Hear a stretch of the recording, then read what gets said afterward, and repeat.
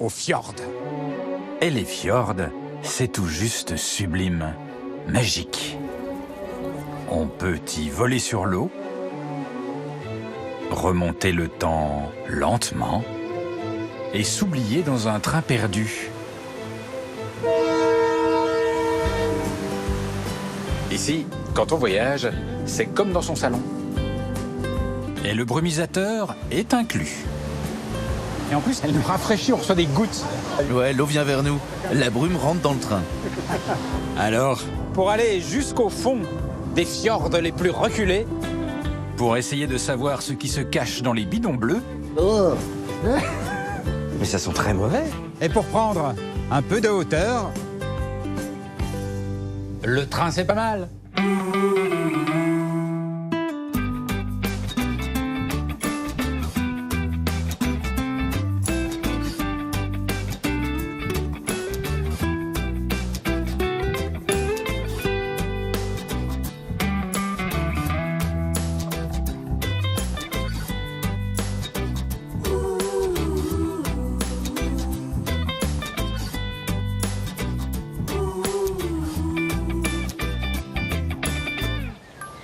si vous me demandiez quels sont en Europe les paysages parmi les plus spectaculaires, je vous dirais les fjords. Les fjords norvégiens. Des vallées étroites, envahies par la mer. Des vallées extrêmement profondes. Sous l'eau, la profondeur peut dépasser les 1300 mètres. Et au-dessus de l'eau, les montagnes peuvent grimper à 1000 mètres. Des paysages impressionnants. Et les Norvégiens, au début du XXe siècle, ont eu une idée folle. Construire au milieu de ces paysages dantesques un train qui descendrait dans l'un de ces fjords, qui descendrait pour relier les hauteurs des montagnes à la mer, au fond de la vallée. Normalement, c'est un des plus beaux trains de Norvège qui arrive. Normalement.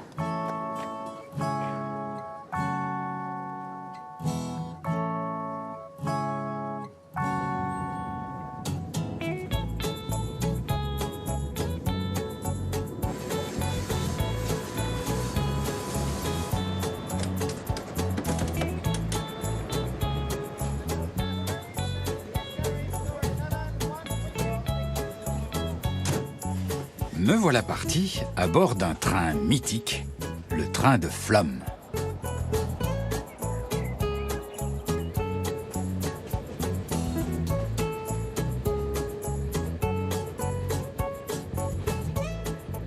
Hello, bonjour. Ah, vous avez une bonne place là. Oui, la meilleure. Alors, qu'est-ce que vous pensez de ce train? Tout est beau. À l'extérieur ou à l'intérieur, tout. Voir la neige sur les montagnes, le soleil et les cascades, tout ça réuni. On sort du tunnel et waouh!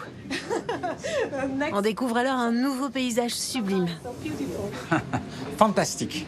Fantastique. Ouais, c'est vrai, c'est vrai. C'est vraiment un des plus beaux trains que je connaisse. C'est chouette.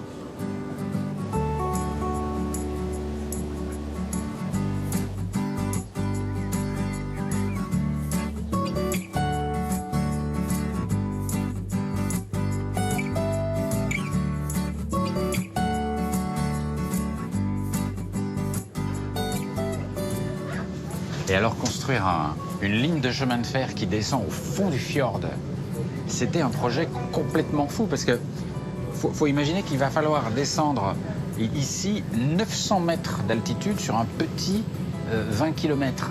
Pour un train, c'est une falaise. C'est énorme.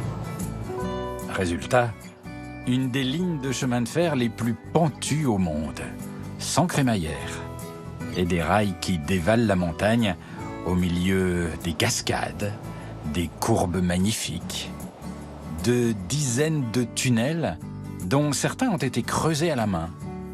Un des trains les plus spectaculaires d'Europe, très prisé des visiteurs. Et pour les journées les plus chaudes, en été, le brumisateur est inclus.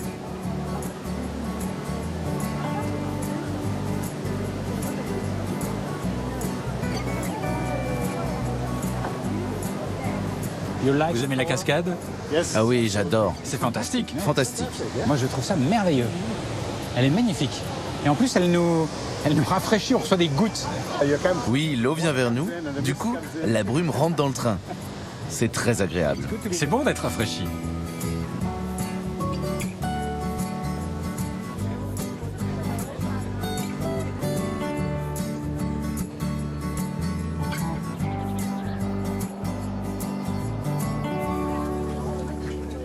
La Norvège, c'est plus de 1000 fjords, dans lesquels la mer s'enfonce très très loin, parfois jusqu'à plus de 200 km à l'intérieur des terres. Les côtes de Norvège sont un inextricable dédale de fjords.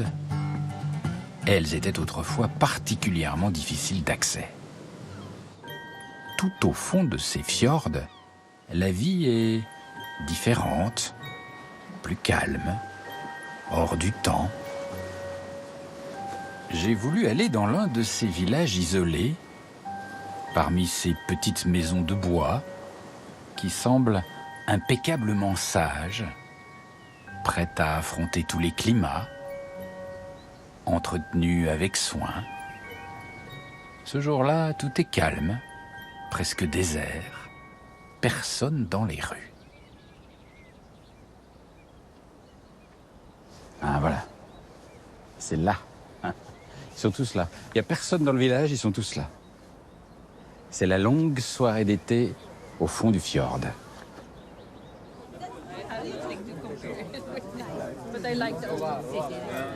Hello, bonjour. Bonjour. How are you? Comment ça va? Pas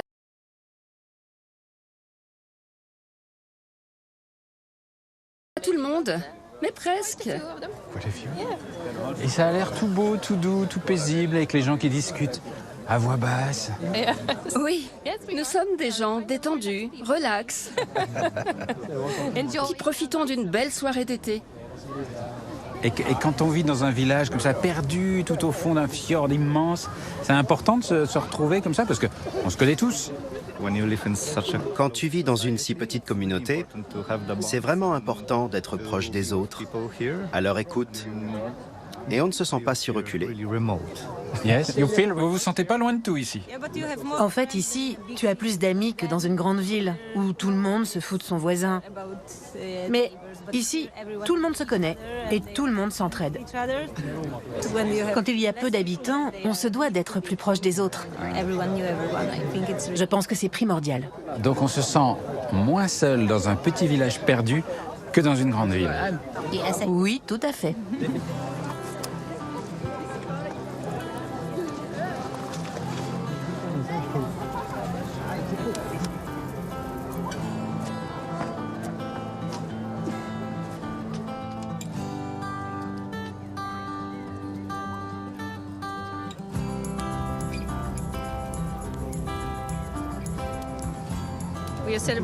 Aujourd'hui, on fête le Midsommar. On fait un grand feu. Les gens font des barbecues, se relaxent et se rencontrent. On est heureux d'être ensemble. Et ça consiste à fêter la lumière ou fêter un saint? Qu'est-ce qu'on célèbre précisément? C'est un peu les deux. On fête à la fois le solstice d'été, et puis aussi, il y a pour certains quelque chose de religieux derrière cette fête. De religieux, c'est-à-dire? Franchement, faudrait demander à quelqu'un d'autre. Ah oui, c'est religieux, mais pas trop. Je ne pense pas trop à la religion, personnellement. Pour moi, cette fête, c'est plutôt le solstice d'été. Cette petite fête, toute paisible, est en fait le fruit d'une tradition qui remonterait au Moyen-Âge. Durant cette nuit, qui est la plus courte de l'année, certains racontent que les esprits et les démons erraient dans les villages et les campagnes. Alors, pour se protéger des démons, on allumait des feux au croisement des chemins et dans les champs. Une habitude païenne que l'Église catholique a voulu interdire, en vain. Alors du coup, elle a décidé d'en faire une fête chrétienne en l'honneur de Saint Jean. Ce soir-là, on allume des feux de la Saint-Jean dans tout le pays.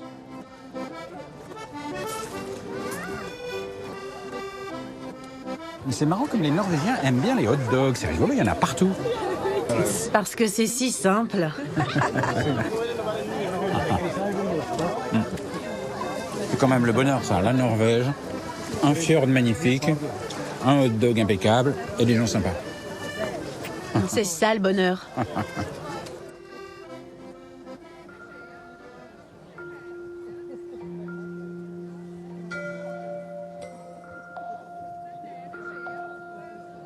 Cette soirée a un petit goût de paradis. Le calme des fjords apaise l'âme.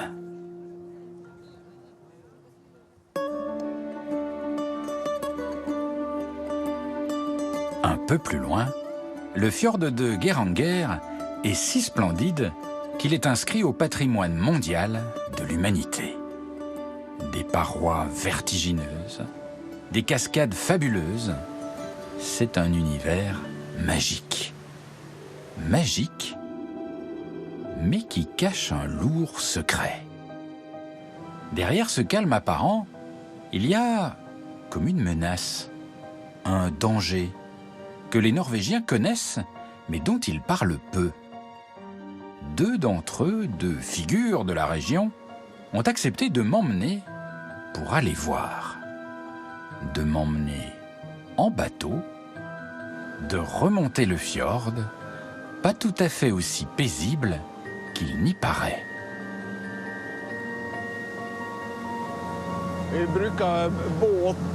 Quand j'utilise le bateau, c'est pour inspecter l'état des montagnes.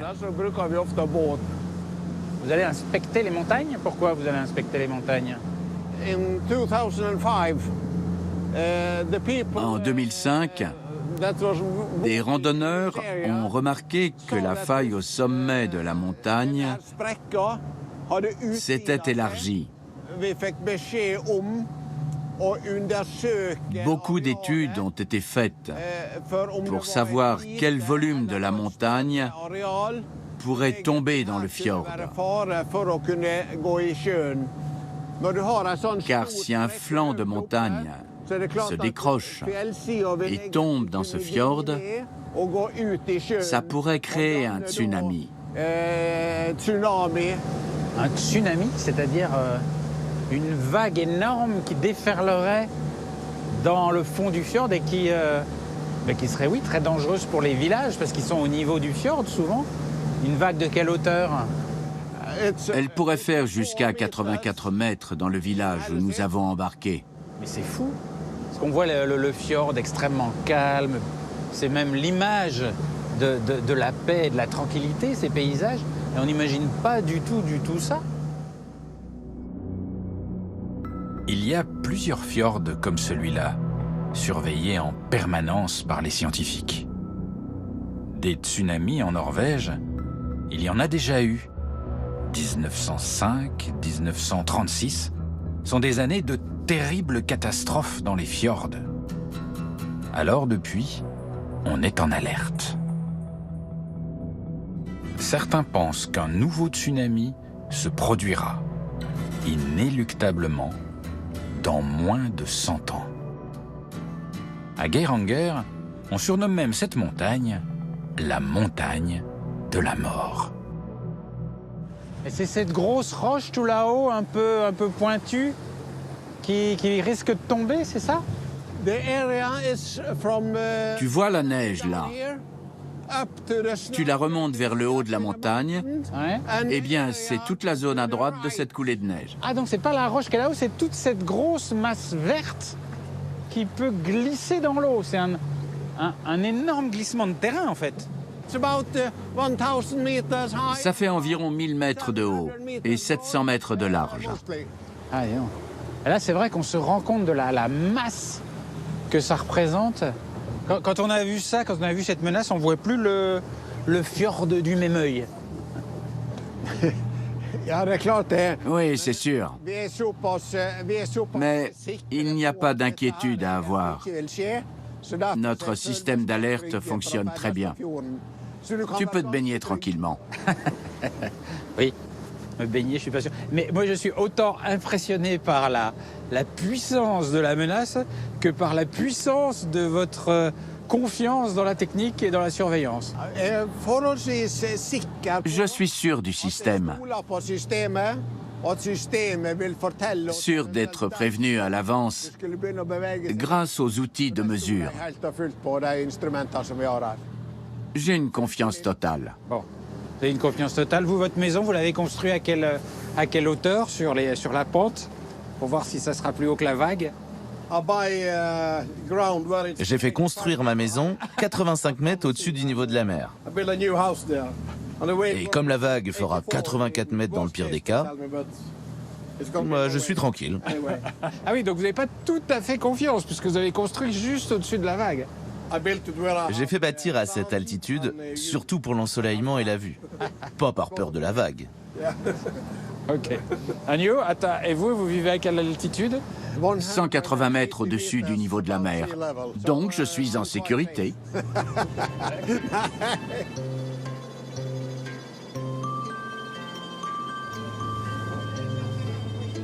Stoïque comme un Norvégien, je décide donc de poursuivre mon périple dans les fjords.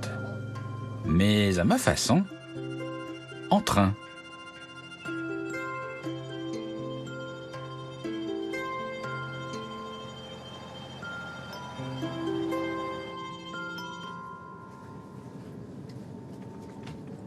Alors ça, vous voyez tout de suite, c'est la Norvège parce que déjà on a envie de parler à voix basse. Et dehors, le train est moderne, nickel, propre, impeccable, un peu froid. Et dès que vous rentrez, il y a une petite ambiance douce avec, vous voyez, lumière tamisée, du bois partout, des couleurs qui n'agressent pas l'œil. C'est cosy, voilà, tout de suite.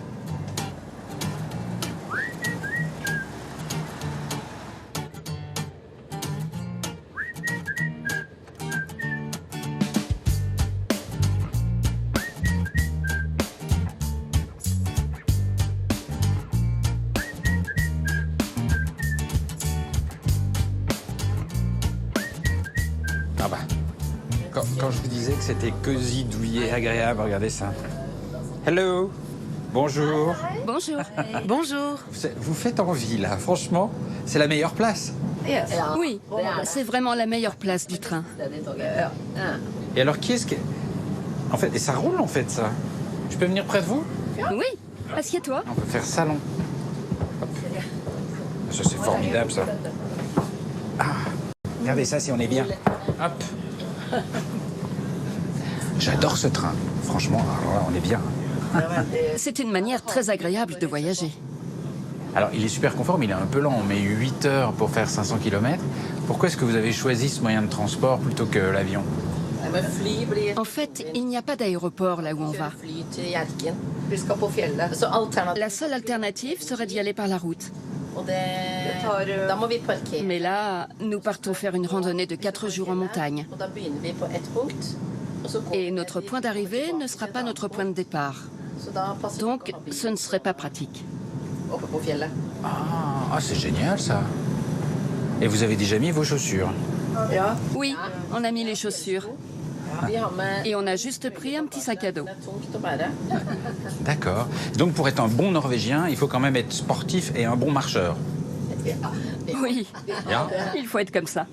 Mais bon, on va quand même s'arrêter dans des refuges de montagne pour dormir et se préparer à manger. Ce sont des refuges confort et cosy, mais ça reste simple. Ah oui, ça c'est un truc que j'ai remarqué ici. On aime bien le confort, on aime bien ce qui est douillet, mais il faut pas que ce soit bling-bling. Comment vous expliquez ça? Ici, en Norvège, on a un côté discret. On évite tout ce qui est tape à l'œil. Je pense qu'il y a moins de gens qui sont bling-bling en Norvège qu'en France. Et vous avez dit, ici, il faut être discret. Pourquoi il faut être discret? Pourquoi il ne faut pas un petit peu de folie, un petit peu de brillant, un petit peu de doré? Pourquoi il ne faut pas de bling-bling? Ça vient sûrement du fait que la Norvège est une ancienne société de paysans. Oui, et aujourd'hui, on a une très grande classe moyenne aisée. La plupart n'aiment pas montrer sa richesse. C'est vrai. Par exemple, dans ce wagon, il n'y a rien de très luxueux, mais on y est bien. Donc oui, on aime cette combinaison de confort et de simplicité. C'est un peu notre marque de fabrique. Très bien. Eh bien, merci beaucoup. Vous avez vraiment pris la meilleure place, là. C'est super. Oui, c'est pas faux. Et bon voyage. Merci. Merci.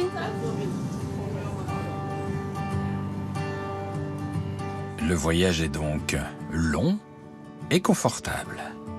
Mon but est d'aller voir à quoi pourrait ressembler une ville norvégienne, mais une ville en bordure de fjord. J'ai décidé d'aller visiter la plus célèbre d'entre elles, après une correspondance à Oslo, d'aller à Bergen, l'ancienne capitale de la Norvège.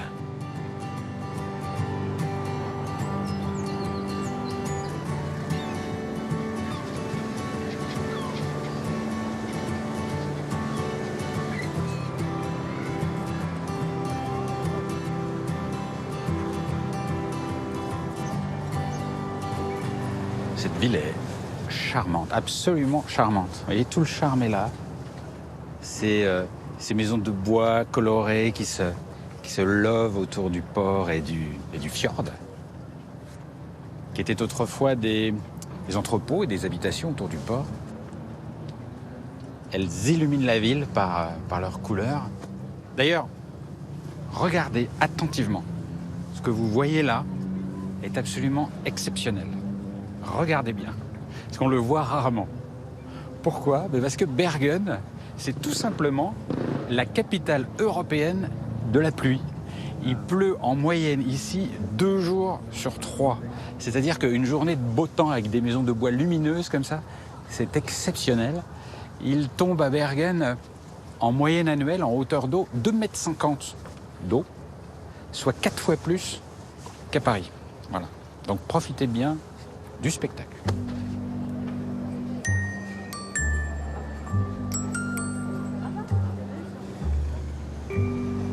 Il y a les maisons de bois version ville, mais mes préférées, ce sont les maisons de bois version campagne. En Norvège, elles se fondent délicieusement dans le paysage.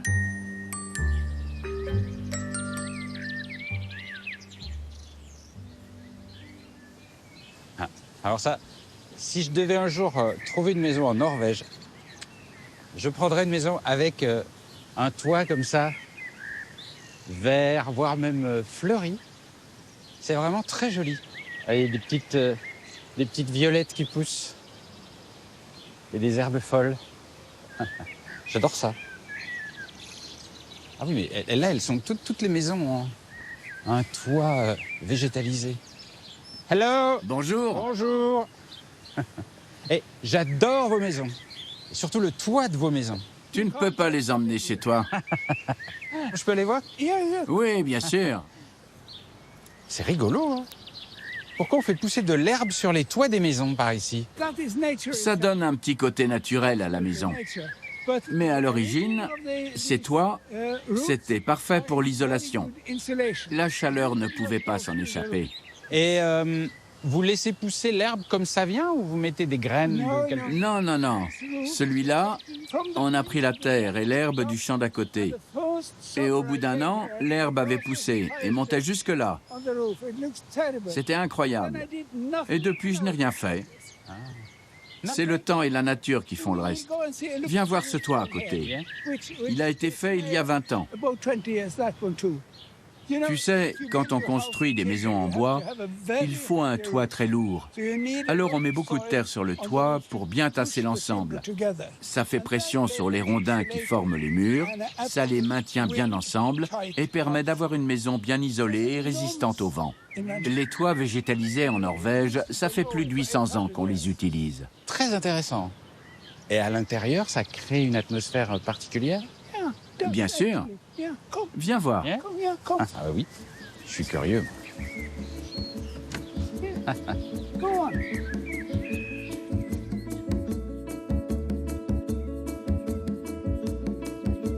Ah oui, on se sent comme dans un petit cocon tout douillet. C'est un peu différent du chalet, je sais pas pourquoi. Il y a ce côté très protecteur qu'on ressent tout de suite. Disons que cette atmosphère est peut-être créée grâce à ces vieux objets que j'ai chinés un peu partout et que j'ai rassemblés. Ah mais c'est adorable chez vous. C'est très joli.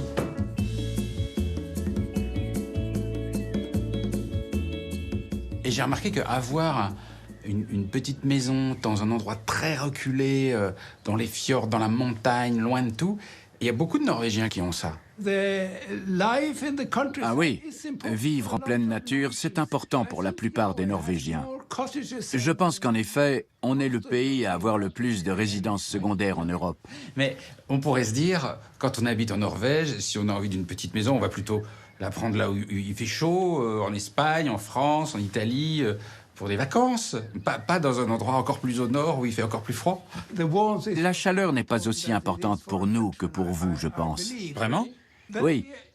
D'ailleurs, il y a un historien norvégien qui disait « Les Norvégiens sont des gens très étranges, car quand les glaciers ont fondu et remontaient de plus en plus au nord, à l'ère glaciaire, eh bien les Norvégiens, qu'est-ce qu'ils ont fait? Ils les ont suivis. » Ah oui, donc ils ne peuvent pas se passer du froid et des glaciers.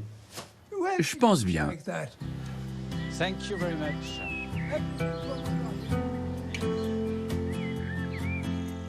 La vie dans les fjords possède un charme auquel je ne m'attendais pas trop.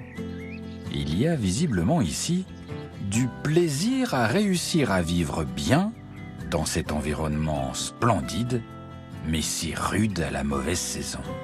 Réussir à rendre la vie belle malgré tout.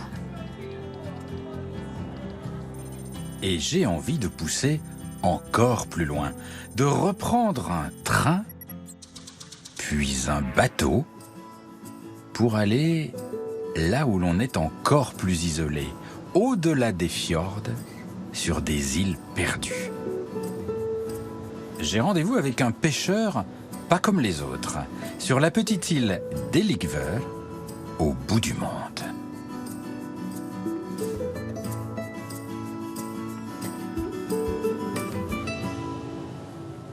Ce que j'aime bien en Norvège, c'est que même dans les endroits les plus reculés, les îles du bout du monde, c'est toujours adorable, tout propre, tout comme dans un film.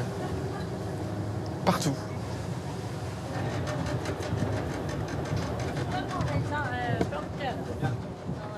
Hello. On m'a dit en bleu de travail. Bonjour. Bonjour. Sven Magnus. Yes. Bienvenue. Merci. Ah, c'est adorable ici, c'est adorable. Je me disais que où qu'on aille en Norvège, c'est mignon, c'est beau, c'est propre, c'est entretenu, c'est dingue. C'est vrai. Et en plus, il va faire beau aujourd'hui. Ça va être parfait pour visiter l'île. Et voilà, vous vous appelez Sven Magnus? Sven Magnus. Mais Magnus en latin, ça veut dire le grand, donc vous êtes Sven le grand? Oui, je me sens comme ça. Très bien. En plus, vous comprenez le français? Non. Mais si. Parlez-vous français? C'est bien, je sens qu'on va passer un bon moment.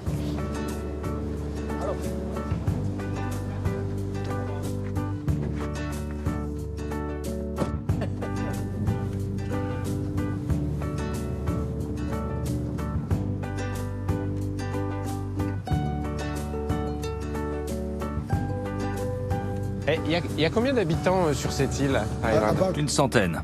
C'est la route principale, c'est la highway. Oui. C'est la route principale. Elle fait 1 kilomètre de long. Tu sais, il y a peu de voitures ici.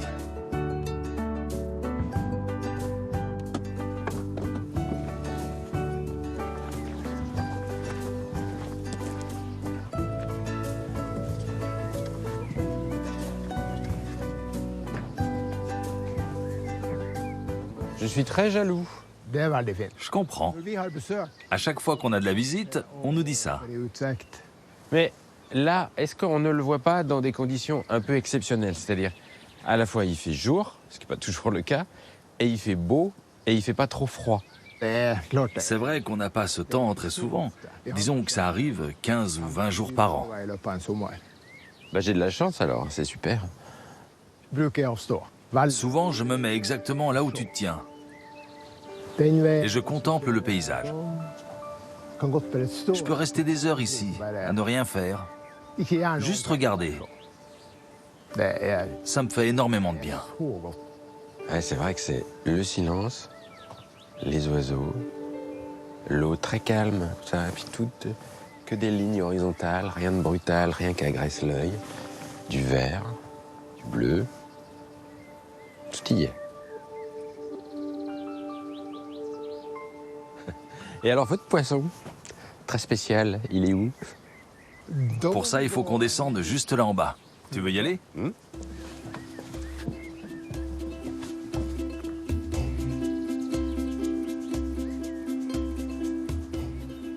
Ce que je vais te montrer, c'est un poisson vraiment vieux. Un poisson vieux? Mais comment ça, un vieux poisson? Un vieux poisson vieux... Oui, un vieux poisson qui date de plusieurs années. Dans ce tonneau, il y a du poisson vieux de 6 ans. Non, c'est une blague. Est-ce que tu te sens prêt? Mais vous me dites ça comme si ça allait être une épreuve terrible. Non, ça ne sera pas terrible, mais plutôt inhabituel. Tu veux voir?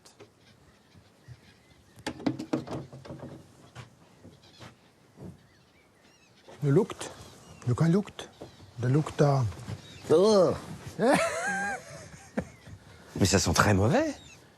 Mais non, ça sent bon. Mais c'est dans quoi? Il trempe dans quoi, le poisson, là? Dans de la saumure.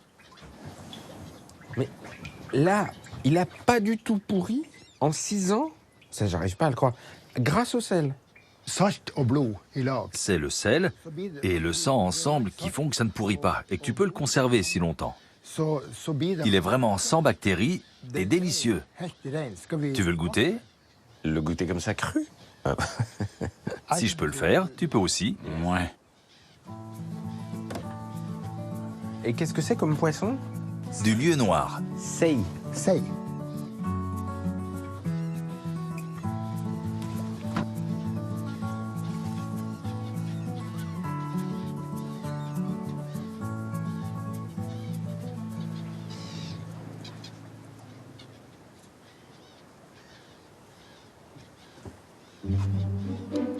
Vas-y, mange-le. Allez.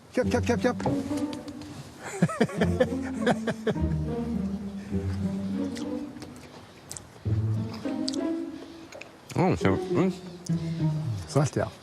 ah, mais c'est un bloc de sel. C'est vrai qu'une fois qu'on sait qu'il ne faut pas faire trop attention au sel, il y a un petit goût de poisson qui est pas mal, hein, comme un carpaccio. Il y a une grande différence entre ce qu'on sent quand on ouvre le tonneau et ce qui se passe là. Moi, je trouve que ça sent bon. Alors ça, on ne sera pas d'accord du tout, jamais. Et alors, jusqu'à combien de temps vous pouvez les garder comme ça? J'ai entendu dire que certains le gardent 15 ans. Ah oui? Il n'y a pas vraiment de limite, je pense. C'est une méthode de conservation très ancienne. À l'époque, on manquait de bois. C'était difficile de cuire les aliments. Donc, on le mangeait comme ça, cru, sur une tranche de pain. Et alors, ce qu'il y a de marrant, c'est que les mouettes, elles adorent, parce qu'elles sont toutes là, en train d'espérer un petit morceau. Non, elles n'aiment pas ça. C'est trop salé pour elles. Bon, et on apprend des choses très, très intéressantes. Les mouettes norvégiennes n'aiment pas le poisson salé. Je pense qu'on progresse quand même. Le poisson de Sven Magnus ne se vend pas. Il est même invendable. Il ne remplit pas les normes d'hygiène. Mais il se donne. Et il y a beaucoup d'amateurs. Je reprends le train et je décide de retourner dans le monde des fjords. C'est là. C'est là.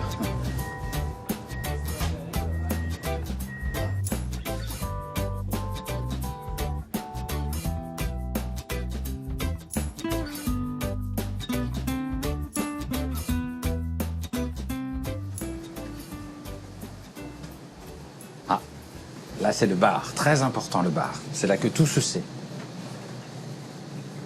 Hello. Bonjour. Bonjour.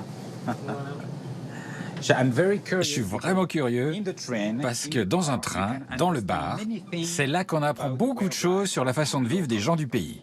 C'est vrai. C'est vrai? Oui, vraiment. Alors, qu'est-ce qu'on peut apprendre ici sur la vie des Norvégiens? Alors là, par exemple, c'est le traditionnel encas norvégien, la saucisse. Les Norvégiens n'aiment pas trop essayer de nouveaux plats. Ah oui? Quand ils voyagent, ça doit être rapide, pas cher et facile à manger et à boire. Là, tu vois, je sers un burger avec de la viande d'élan. De l'élan? Oui, de l'élan. Et je dois en avoir... Regarde, ça ressemble à ça.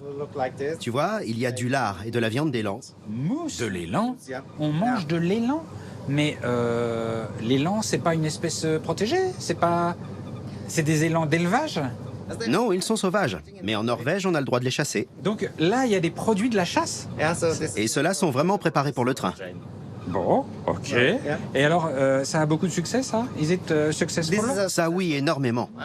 Je suis souvent en rupture de stock. Il y a beaucoup de voyageurs qui, dès qu'ils montent à bord, viennent tout de suite me le réserver pour le manger plus tard pendant le trajet. Parce que c'est très demandé. Vous avez l'air content d'être le maître à bord de ce bar.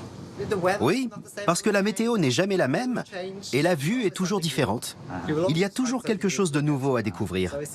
Je suis ravi d'avoir cet environnement de travail et je ne voudrais absolument pas en changer. Merci beaucoup. Je vous souhaite beaucoup de bonheur sur cette ligne merveilleuse. Vous êtes là jusqu'à votre retraite? J'en serais ravi. Vraiment? J'espère bien. Ah, ok. Ben, je vous le souhaite alors.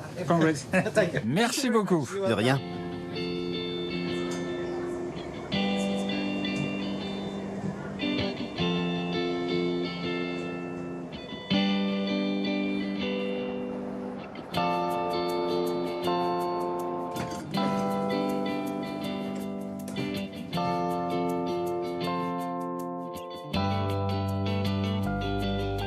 Me voilà de nouveau dans le monde merveilleux des fjords. Et ici, les plus grandes surprises ne se trouvent pas forcément dans la nature. Il suffit parfois d'entrer dans une petite supérette. Il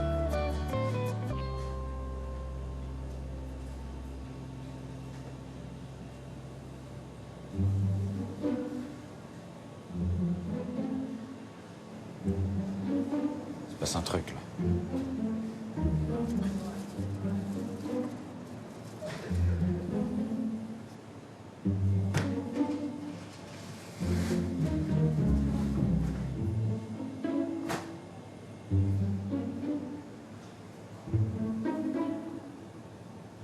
Bonjour. Je vous ai vu un petit peu surpris avec ce client tout à l'heure. Non, c'est un ami. C'est un viking. C'est un viking? Ouais. Vous le connaissez? Oui, oui, bien sûr. Ici, tout le monde le connaît. Donc c'est un vrai viking. Oui, c'est une star. Je vais aller le voir. Merci, thank you. Hello. Bonjour. Goddag, bonjour. Apparemment, vous êtes une star ici. Je m'appelle Olaf. Olafur. Le monsieur là m'a dit que vous étiez un vrai viking. Well, On peut dire ça. Mais est-ce que la place d'un vrai viking est dans un supermarché en train d'acheter de la sauce tomate? vi vikinger holder oss til kylling. Nous, les Vikings, on s'en tient au poulet, à l'élan, au porc, au poisson. Mais le ketchup, on connaît pas. C'est exotique pour nous. Og spennende. Ok. Et qu'est-ce qu'il y a dans votre sac là? Je peux regarder? Mais c'est pas du tout. C'est des pâtes d'un truc artificiel, ça. Du poulet. Den er allerede død. Oui, j'aime le poulet. Mais alors, Vi pleier Mais je ne mange pas ceux du village, Men det begynner vi liker car on les aime trop. Vi spiser ikke dem. On les a même baptisés. donc alors vous êtes un vrai viking qui aime ses poulets et qui ne les tue pas et qui donc mange du poulet sans gluten et à l'ananas. Min kone er gluten. Disons que ma femme mange sans gluten, alors j'ai acheté la nourriture ici. Mais si j'étais un vrai viking, un vrai de vrai, j'irais plutôt voler la nourriture en Angleterre, en Écosse ou en France. Car c'est ça que les vikings faisaient finalement. Eller Et puis, når de var hjemme. ils chassaient aussi. på den. Donc j'ai de la chance que vous ne soyez pas un vrai viking, tout à fait, parce que en tant que Français, vous m'auriez déjà dépouillé. Oui. Très bien, je sens qu'on va bien s'entendre. Mais alors, vous êtes qui exactement? C'est une longue histoire. Écoute, j'ai bientôt fini mes courses. Ok. Suis-moi au village. Je vais le suivre. J'accepte l'invitation. J'essaye de montrer qu'un Français jamais ne tremblera devant un Viking. Passage en caisse. Et je découvre le plaisir de marcher paisiblement le long d'un fjord avec un redoutable guerrier du Nord.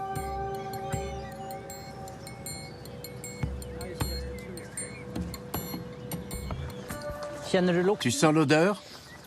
C'est quoi? Ce sont des orties. On va en faire une soupe. La soupe? Mais ça pique? Non, sur la main comme ça fait mal. Mais si tu les prends comme ça ne fait pas mal. Ah, parce qu'il y a un sens pour les caresser. Ah, et vous les mangez? Mais vous allez vous brûler la langue. Mais c'est extrêmement dangereux.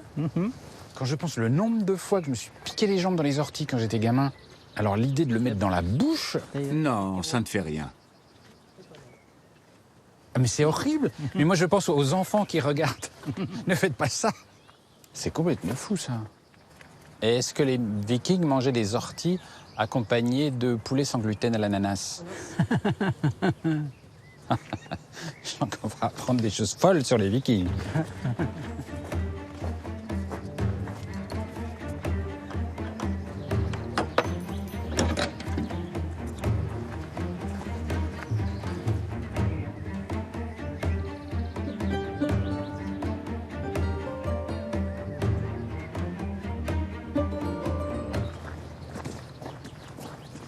Là, c'est mon village viking.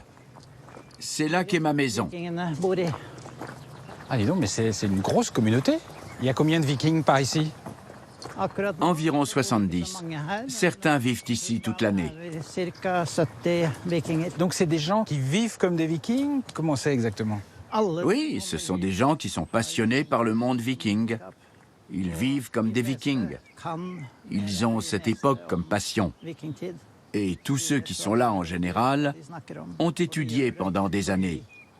Et pour eux, c'est bien, parce que c'est un endroit où on peut vivre comme à l'époque. Ah bon? Et vous avez quel rôle dans cette communauté? Je suis le holding. C'est le terme qui veut dire maire. En fait, je suis au sommet de la hiérarchie. C'est un peu comme un roi. Et si on avait vraiment été à l'époque viking, toutes ces maisons-là, elles m'appartiendraient. Et tous les gens qui vivent ici, je les posséderais aussi. Chacun serait là selon ma volonté. Je ne savais pas. Et alors, en tant qu'étranger, comme ça, finalement, est-ce que je ne vous ai pas manqué de respect en vous abordant comme ça de manière un peu cavalière? Tu sais, on n'est plus au temps des Vikings. Mais si j'avais vécu à cette époque, déjà, le chef que je suis ne serait jamais allé au magasin tout seul. Il aurait eu un garde du corps, voire 2 ou 3. Et si tu m'avais importuné, je te jure que mes gardes du corps, ils t'auraient botté le cul direct. Ah, moi j'ai eu de la chance alors. Je suis arrivé à la bonne époque. Bon, très bien. Bah, dis donc, c'est étonnant cette communauté quand même. On peut aller voir un petit peu? Oui. Okay.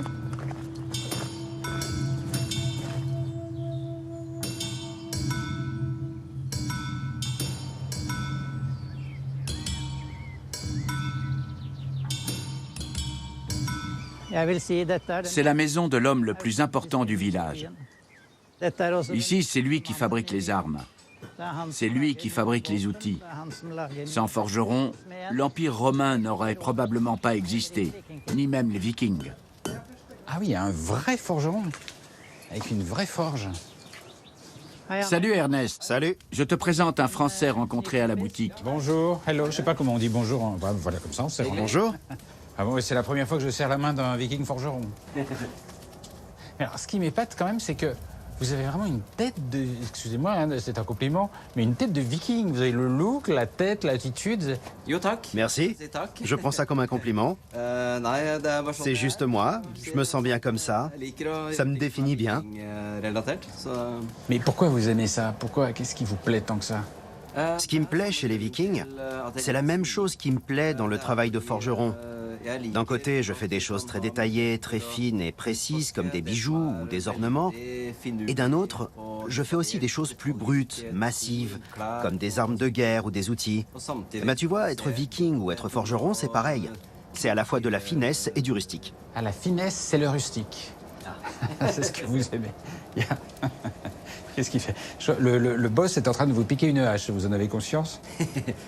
C'est lui le chef. Il peut prendre tout ce qu'il veut.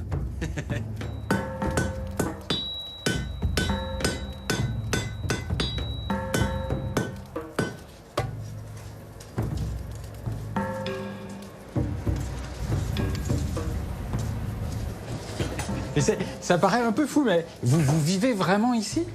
Ben oui. Bienvenue dans ma chambre. C'est là que je vis, été comme hiver. Il fait sombre. Je peux arranger ça à la manière viking. Ah, ça, j'adore ça. C'est le briquet viking. Ah oui, et ça allume. Ça, c'est magique, ça. C'est grâce à la magie de l'acier. Il faut toujours avoir un ami forgeron. Ça aide pour faire des armes et du feu. Et donc, ça, c'est votre chambre où vous vivez? Ça, c'est votre lit, par exemple? Oui.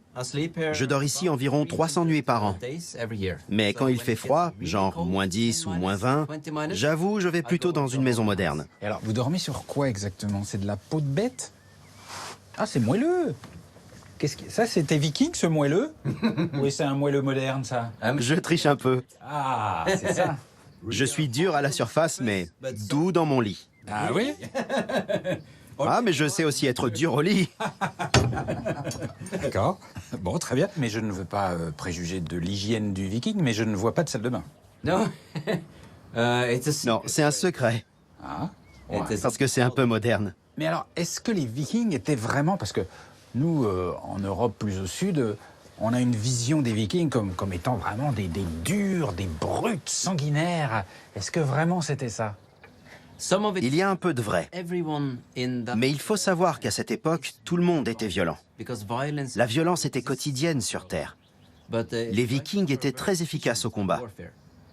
Et de ce qu'on a écrit sur eux, globalement, on n'a retenu que les choses les plus négatives. Mais tous n'étaient pas si violents. Et vous êtes épouvantablement violent? Non. Non? Non. Moi, ça m'est passé. Enfin, sauf quand j'ai faim. Et là, vous avez faim? Oui, là, faut y aller. Chez les Vikings, il faut toujours écouter le chef. Quand le chef a faim, tout le monde mange. Me voilà donc invité pour le dîner. Au menu, soupe aux orties façon viking. C'est bien, il est courageux. Merci. Il y a une règle dans le mode de vie viking. C'est de ne pas être poli. Quand la nourriture est chaude, on la mange. Ah, ça, j'aime bien cette règle.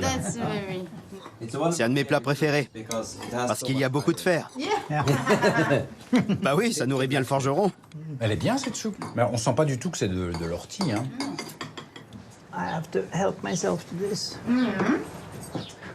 Donc c'est de la poitrine de porc avec des pommes et du miel.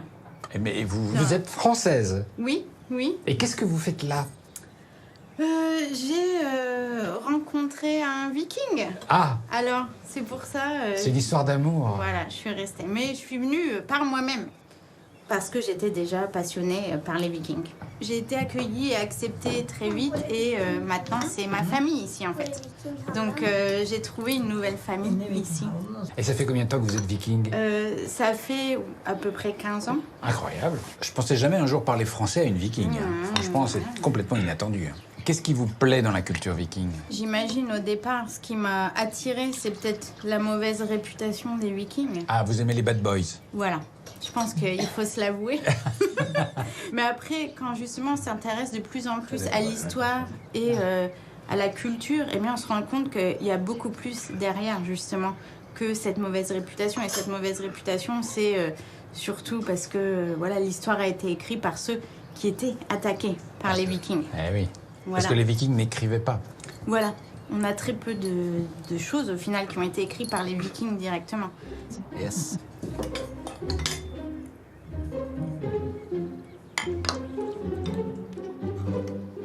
Et alors ça, donc ça, c'est le lard aux pommes. Voilà. Mais c'est vraiment très bon. C'est subtil. Et c'est sans gluten. Yes. Je trouve qu'en fait, la grande morale de cette histoire, c'est que les Vikings ont beaucoup d'humour, en fait. Oui, toujours. Now, Mais maintenant, for our je voudrais lever mon verre à notre invité. Qu'est-ce que c'est? is C'est une sorte de vin blanc, fait à base de miel. honey. C'est de l'hydromel. Yeah. So, skull. Skål. Skål. On fait souvent skål chez les Ouais, Vikings. c'est cool. To a Viking. Et à l'avenir des Vikings en France. Ah, c'est pas mal aussi, ça. Hein. Ça a le goût de miel, mais en liquide et alcoolisé. Oui, voilà. Donc avec modération également. Voilà.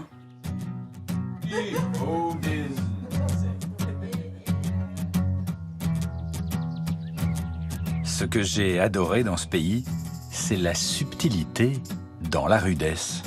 C'est le goût immodéré des Norvégiens d'essayer de construire lentement, avec humour, avec modestie, avec finesse, de construire un univers doux dans un environnement rude. À prouver coûte que coûte, au prix d'efforts infinis, qu'on peut réussir à vivre bien, ensemble, même si au départ, le pari semble si difficile. La Norvège est bien plus qu'une sublime carte postale.